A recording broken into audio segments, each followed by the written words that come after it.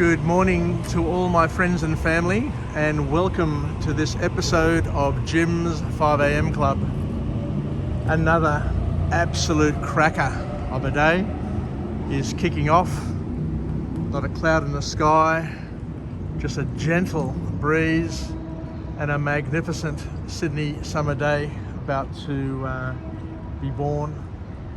What I've noticed here on the station though is it looks like they're going to put up some additional glass here. So they're going to spoil, to a certain extent, spoil the ambience of being able to get off the train, be in a public space and be one with Circular Quay, because there will be a barrier, a glass barrier that will spoil the moment. But what can you do? All you can do is just enjoy things while you have them.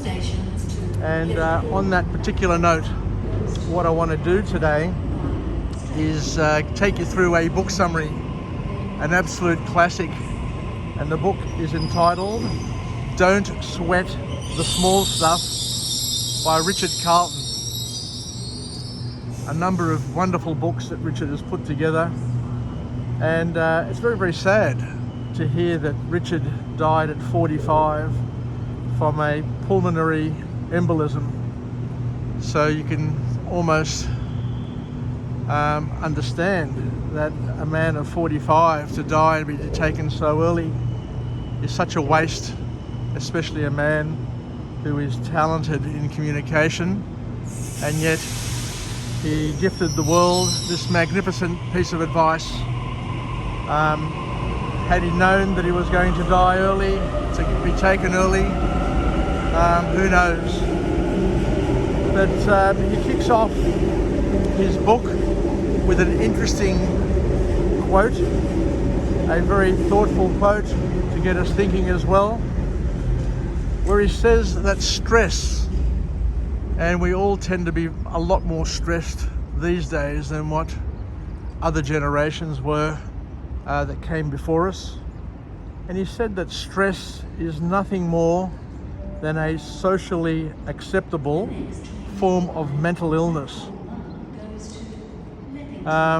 So I guess his call to action is to take a step back and live a life with less stress, because it's in our power, it's in our hands, and he offers a little bit of advice, and the advice is well received.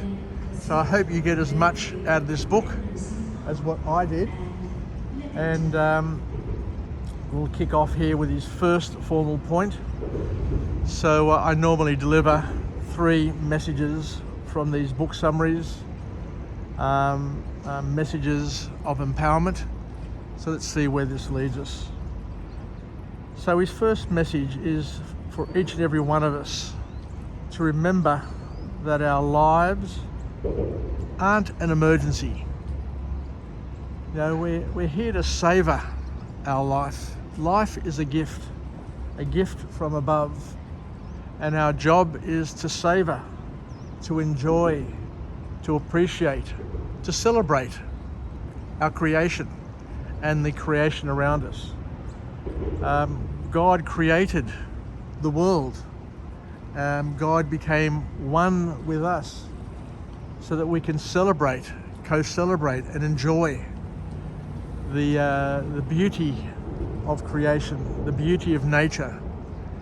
And as my spiritual father once said to me, he said that God could have created every single tree, every single person, every single building, every single piece of nature exactly the same.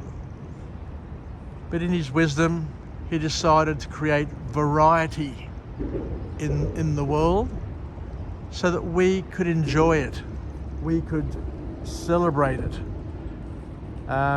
we could be part of it.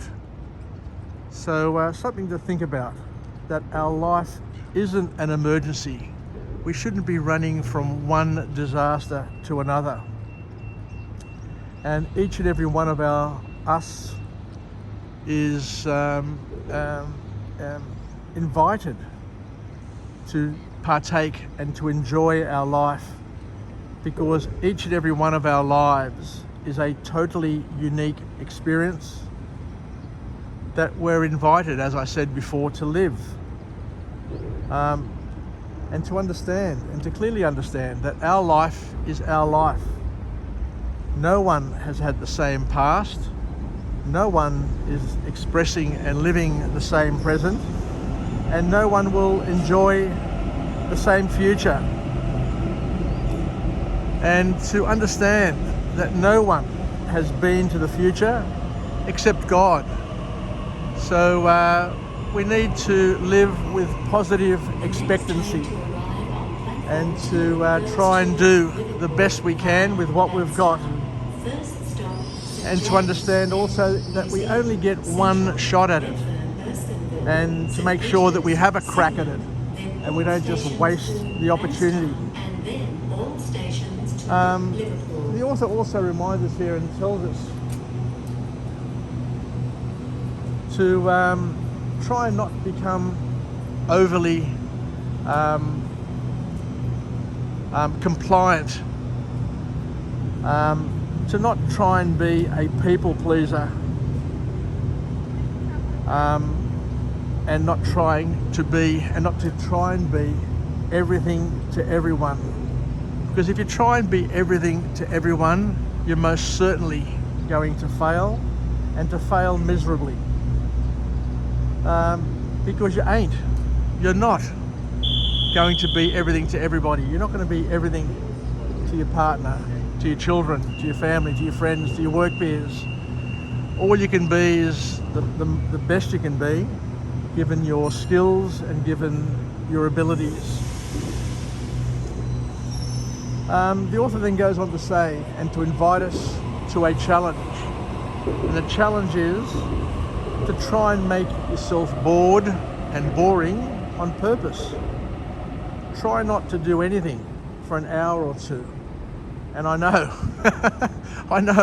I've got friends, and me to a certain extent, I just can't sit still, and I just need to continually do something. Otherwise, I fall into that trap of FOMO, the fear of missing out, and get very, very frustrated. But he says, and his call to action for each and every one of us is to try and not do anything, take a step back and chill for a moment, and reap the benefits of doing nothing and being bored and just relaxing. Because as you can see, where I am here today, there is just so much noise around me. There are messages, there is this, there is that, which can create anxiety, can become disturbing and disruptive. But we just got to go with the flow. Just looking at those boats out there, those ferries just reversing back, how relaxing does it look? So take a moment to chill, take a moment to step back. And this is what I try and do every day. I try and take a moment in my day. I get up half an hour earlier. I get off the train here at Circular Quay. I deliver a 5 a.m. club just so I can control a small aspect of my day, so I can get off to at least a positive start, that I've done something creative and given something to my friends and family. So on the topic of giving, the next point to come out of this book summary is where the author, Richard Calton, reminds us that we should also try and give others a break as well. Give ourselves a gift of freedom and a break, but also to give others in our life and around us a break. And this is a very, very powerful and a profound point. He says that we should try and give others a break, especially when they don't deserve it, because that's when they most need it. A very powerful point, to be able to give people a break and to understand that each and every one of us going through challenges at different points of our life and throughout the day, and to try and be a little bit more in tune with the challenges and the pain and the suffering that others may be finding and feeling around us. The author invites us to try and put yourself into other people's shoes and to ask yourself the question, what would life look like through their eyes right now? How would you feel? There are people who are weighed down by their heavy thoughts, by their challenges, and by their problems. So we're invited to be a jackpot player and to offer other people jackpot and to give others a break when they least deserve it, because that's when they need it most.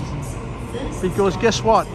According to this author, both will be happier.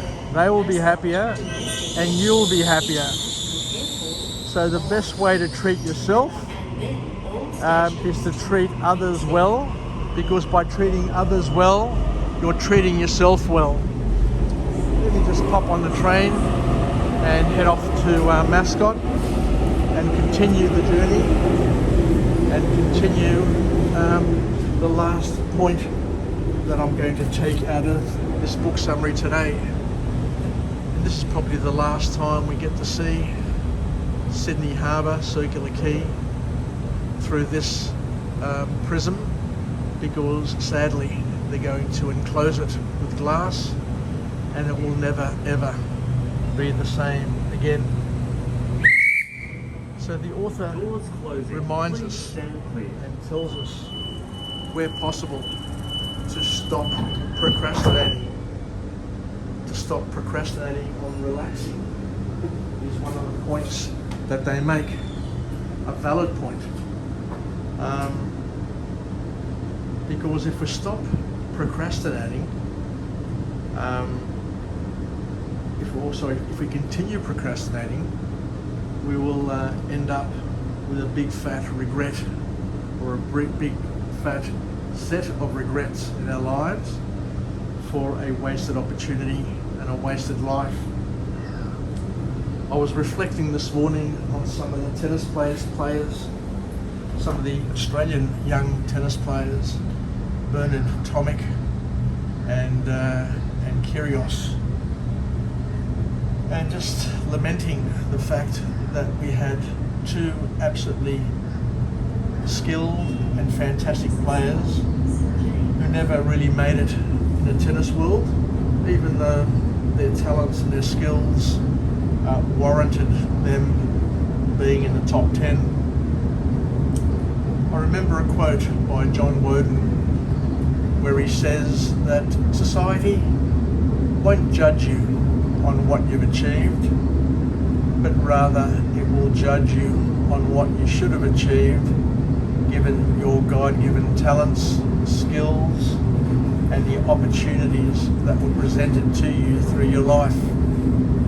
The worst thing of all is to live a life of underachievement, of not really living up to your skills and your dreams, and society will judge you harshly based on that, according to John Woden, who was one of the top tier, one of the top NBL or NBA coaches, the state basketball coach. So the author once again reminds us to take a break when you need it, and when you feel stressed, simply stop, breathe it out, call mum, call a friend, and you can actually relax right now. Don't stress, don't live with anxiety, because anxiety is when we live in our future. So don't wait till Christmas to have a break, else you may burn out. And to remember that we all deserve it. We all deserve to be good to ourselves and to be good to others, and to enjoy the gift of creation in our lives. So thank you very much for joining me on this episode of Jim's 5am Club. It's been wonderful.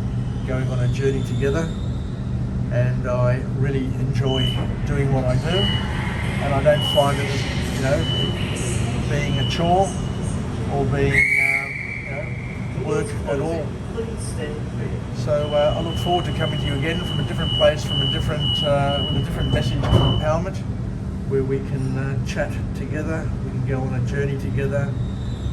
For those who are homebound, for those who are living overseas, it's an opportunity for you to vicariously be part of my life for a moment every single day. So Yassas, take care, and happy hump day to everybody. Bye for now.